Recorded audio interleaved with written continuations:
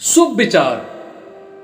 आज से बेहतर कुछ नहीं, क्योंकि कल कभी आता नहीं और आज कभी जाता नहीं। मेरे प्यारे विद्यार्थियों, सुप्रभात। मैं हूं doctor Chhotelal Gupta, assistant professor, विभागाध्यक्ष, हिंदी विभाग, जमनीलाल महाविद्यालय, हाजीपुर वैशाली। आज के हिंदी क्लास में आदिकालीन हिंदी साहित्य की परिस्थितियां क्या थी, इस पर विचार विमर्श करूंगा। अब आप ध्यान से सुने। साहित्य मानव समाज के विविध भावों एवं नित्य नवीन चेतना की अभिव्यक्ति है। किसी काल विशेष के साहित्य की जानकारी से तदयुगीन मानव समाज को समग्रता के साथ जाना जा सकता है, समझा जा सकता है।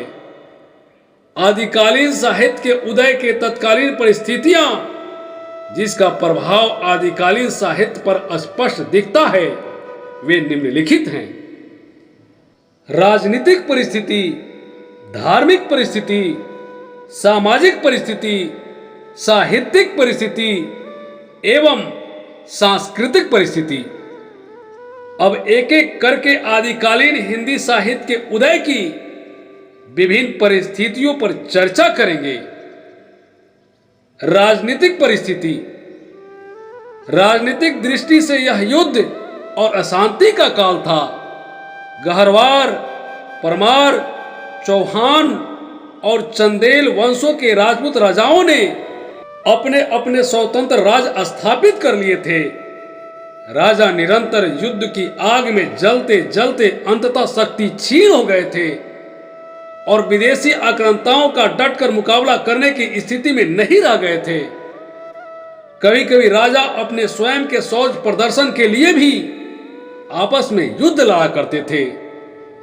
राजनीतिक परिस्थितियों के आधार पर यह कहा जा सकता है कि 8वीं शताब्दी से 14वीं शताब्दी तक का यह कालखंड युद्ध, संघर्ष एवं अशांति से ग्रस्त रहा। राजाओं में संकुचित राष्ट्रीयता थी। व्यापक रूप से समूचे भारत एक राष्ट्र के रूप में कभी उभर कर सामने नहीं आया। अराजकता, गृह कलह, विद्रोह एवं युद्ध के इस वातावरण में कवियों ने एक ओर तो तलवार के गीत गाए, तो दूसरी ओर आध्यात्मिकता की, हठयोग, उपदेश और पूजा पाठ की भी बात कही। धार्मिक परिस्थिति। आदिकालीन हिंदी साहित्य के उदय के वातावरण पर उस समय की धार्मिक परिस्थितियों का विशेष प्रभाव देखने को मिलता है। इस काल में अनेक प्रकार के धार्मिक मत मतांतरों का बोलबाला था। भारतीय धर्म साधना में उथल पुथल मची हुई थी। वैदिक एवं पौराणिक धर्म के साथ साथ बौद्ध धर्म एवं जैन धर्म भी इस काल में अपना अपना प्रभाव जताने के लिए प्रयासरत थे। राजपूत राजा अहिंसा मूलक जैन धर्म एवं बौद्ध धर्म में विश्वास नहीं करते थे। उन पर शैव मत का प्रभाव अधिक था। आदि काल में धार्मिक दृष्टि से 3 संप्रदायों का विशेष प्रभाव परिलक्षित होता है: सिद्ध संप्रदाय, नाथ संप्रदाय एवं जैन संप्रदाय। धर्म के वास्तविक आदर्श के स्थान पर आचार विहीनता, चमत्कार प्रदर्शन एवं भोग विलास को प्रमुखता मिल गई थी। सिद्धों के प्रभाव के कारण तंत्र मंत्र, जादू टोना एवं चमत्कार प्रदर्शन से कई सामाजिक विकृतियों का समावेश हो गया था। इन धार्मिक परिस्थितियों के परिप्रेक्ष्य में यह कहना समीचीन है कि धार्मिक दृष्टि से आदिकाल का वातावरण अत्यंत दूषित था। जनता असंतोष, लोभ, क्षोभ एवं भ्रम से ग्रसित थी। आदिकालीन साहित्य में इसी प्रभाव और मानसिकता के अनुरूप खंडन मंडन, हठयोग, वीरता एवं श्रृंगार परक रचनाओं को देखा जा सकता है। सामाजिक परिस्थिति। उस समय राजनीतिक एवं धार्मिक परिस्थितियों के कारण समाज में विशृंखलता आ गई थी। सामान्य जनता अशिक्षित थी, जो साधु सन्यासियों के शापों एवं वरदानों की ओर दृष्टि लगाए रहती थी। पूजा पाठ, तंत्र मंत्र और जप तप करके लोग दुर्भिक्ष, महामारी एवं युद्ध के संकटों को टालना चाहते थे। समाज में स्त्रियों के प्रति पूज्य भाव नहीं था, वे मात्र भोग्या की वस्तु बनकर रह गई थी। सती प्रथा इस काल का एक भयंकर कोढ़ था। तत्कालीन भारत में स्वयंवर प्रथा भी थी, जो प्रायः युद्ध का कारण बन जाती थी। सुंदर राजकुमारियों से बलपूर्वक विवाह करने के लिए राजपूतों में युद्ध छिड़ जाता था, जो कि सामान्य बात हो गई थी। राजा और अधिकारी रंगरेलियों में डूबे रहते थे। जीवन यापन के साधन दुर्लभ हो गए थे। निर्धनता, युद्ध, अशांति के कारण जनता सदैव आतंकित रहती थी। साहित्यिक परिस्थितियां। आदि काल में साहित्य रचना की तीन धाराएं बह रही थी। एक ओर तो परंपरागत संस्कृत साहित्य की रचना हो रही थी, तो दूसरी ओर प्राकृत अपभ्रंश भाषा में प्रबुद्ध साहित्य का सृजन जैन कवियों के द्वारा किया जा रहा था। तीसरी धारा हिंदी में लिखे जाने वाले साहित्य की थी।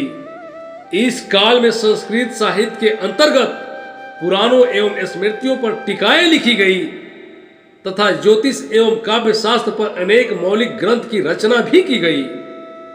9वीं एवं 11वीं शताब्दी तक कन्नौज एवं कश्मीर संस्कृत साहित्य के प्रमुख केंद्र थे। देश भाषा हिंदी में भी जनता की मानसिक एवं भावात्मक दशाओं की अभिव्यक्ति एक वर्ग कर रहा था, जिसे भाट या चारण कवि कहा गया। चारण कवियों की सामयिक आवश्यकता पर बल देते हुए आचार्य रामचंद्र शुक्ल ने लिखा है, उस समय तो जो भाट या चारण कवि किसी राजा के पराक्रम, विजय, शत्रु कन्या हरण का अतिशयोक्तिपूर्ण आलाप करता या रण क्षेत्रों में जाकर वीरों के हृदय में उत्साह की उमंगे भरा करता था, वही सम्मान पाता था। चारण कवि एक ओर जहां अपने आश्रयदाताओं की अतिशयोक्तिपूर्ण प्रशंसा में लीन रहते थे, वहीं उनके युद्धों उन्माद को व्यक्त करने वाले काव्य रचनाओं का भी निर्माण किया करते थे। सांस्कृतिक परिस्थितियां। सम्राट हर्षवर्धन के समय भारत सांस्कृतिक दृष्टि से अपने पूरे शिखर पर था। हिंदू धर्म एवं संस्कृति राष्ट्रव्यापी एकता का आधार था, किंतु कालांतर में मुस्लिम आक्रमणकारियों के आगमन से भारत सनय सनय मुस्लिम संस्कृति से प्रभावित होता गया। इस काल में मुस्लिम आक्रमणकारियों ने अपने संकीर्ण दृष्टिकोण एवं धर्मांधता की भावना से प्रेरित होकर भारतीय संस्कृति के मूल केंद्रों, मंदिरों, मठों एवं विद्यालयों को नष्ट करने का पूरा प्रयास भी किया था। हिंदुओं की स्थापत्य कला धार्मिक भावना से ओतप्रोत थी तथा अत्यंत उच्च कोटि की थी। प्रसिद्ध इतिहासकार अलबरूनी के अनुसार हिंदू कला के अत्यंत ऊंच सोपान पर पहुंच चुके थे। मुसलमान जब उनके मंदिरों को देखते तो आश्चर्यचकित हो जाते थे। वे न तो उनका वर्णन कर सकते थे और न ही वैसा निर्माण ही कर सकते थे। संपूर्ण भारत में ऐसे अनेकों मंदिरों का निर्माण आदि काल में हुआ। माउंट आबू का जैन मंदिर, खजुराहो का मंदिर, पुरी और भुवनेश्वर का मंदिर इसी काल की देन है। मुस्लिम संस्कृति का प्रभाव आदिकालीन हिंदू संस्कृति पर अनेक क्षेत्रों में पड़ने लगा था। उत्सव, मेले, परिधान, आहार विहार, मनोरंजन आदि अनेक बातों में मुस्लिम रंग चढ़ने लगा था। दूसरी ओर हिंदू संगीत कला, वास्तुकला, आयुर्वेद एवं गणित का प्रभाव भी मुस्लिम संस्कृति पर पड़ने लगा था। संगीत के क्षेत्र में दोनों संस्कृतियों ने परस्पर आदान प्रदान पर्याप्त मात्रा में किया है। गायन वादन और नृत्य पर मुस्लिम प्रभाव पड़ रहा था तथा अनेक वाद्य यंत्र, सारंगी, तबला हिंदू से परिचित हो रहे थे।